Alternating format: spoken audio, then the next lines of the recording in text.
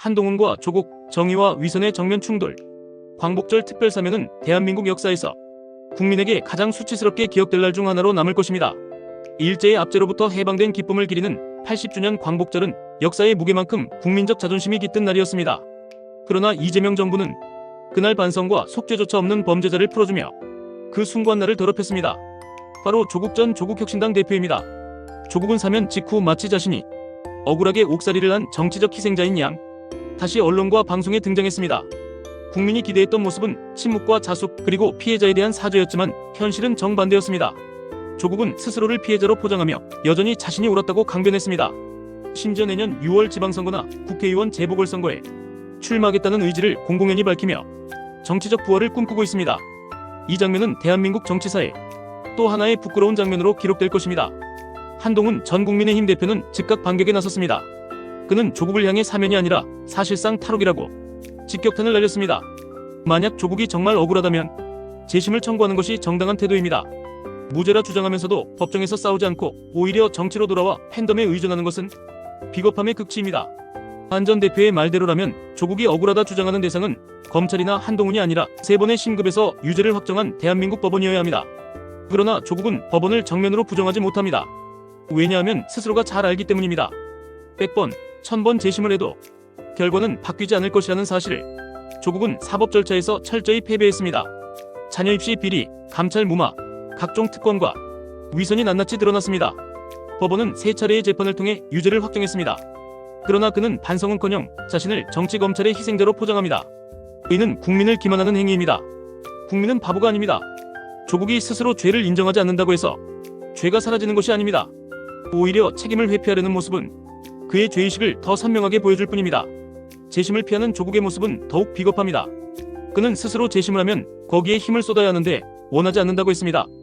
그러나 진실로 억울하다면 정치적 힘보다 사법적 정의를 통해 자신의 결백을 증명해야 하는 것이 마땅합니다. 법 앞에서 무죄를 입증할 자신이 없다는 사실을 스스로 인정한 셈입니다. 재심을 피하는 이유는 단순합니다. 스스로도 자신이 유죄임을 너무나 잘 알고 있기 때문입니다. 재심은 오히려 형량을 더 가중시킬 수 있습니다. 판결에 승복한다면서도 억울함을 호소하는 이중적 태도는 결국 죄의식 없는 위선의 전형입니다. 문제는 조국이 이런 위선적 태도를 정치로 덮으려 한다는 점입니다. 그는 사면 직후 곧장 김어준 방송에 출연했고 김대중 노무현 문재인 전 대통령의 상징성을 활용해 팬덤 정치에 기대려 하고 있습니다.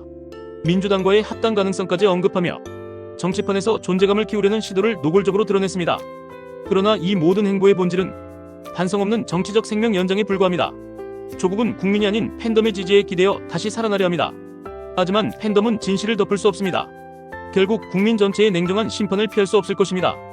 민주당 내부에서도 우려가 터져나오고 있습니다. 수도권 의원들은 자숙했어야 한다고 공개적으로 불만을 토로했습니다. 민주당 지지율 하락의 결정적 요인이 바로 조국 사면과 이후의 행보라는 사실은 여론조사가 증명합니다. 리얼미터 조사에서 민주당 지지율은 단 일주일 만에 8.5%포인트나 폭락했습니다. 대통령 지지율 역시 2주 만에 12%포인트 하락했습니다. 국민은 분명한 메시지를 던진 것입니다. 반성 없는 권력은 용납하지 않겠다는 메시지입니다. 한동훈 전 대표의 반격은 단순한 정치적 발언이 아닙니다. 그것은 정의와 상식의 외침입니다. 그는 재심을 청구하라고 요구했습니다. 그것은 조국이 정말 결백하다면 당연히 걸어야 할 길입니다. 그러나 조국은 그 길을 가지 않습니다. 왜냐하면 스스로 자신의 죄를 가장 잘 알기 때문입니다. 국민은 이 장면을 똑똑히 보고 있습니다. 정치는 책임입니다. 권력을 쥔 자, 공직을 맡은 자는 국민 앞에 더 높은 도덕적 기준을 요구받습니다. 그러나 조국은 공직자로서의 책임을 저버리고 국민을 속이며 자기 가족과 팬덤만을 위해 정치를 이용했습니다. 이제 그는 다시 정계 복귀를 꿈꾸며 국민의 선택을 받겠다고 말합니다.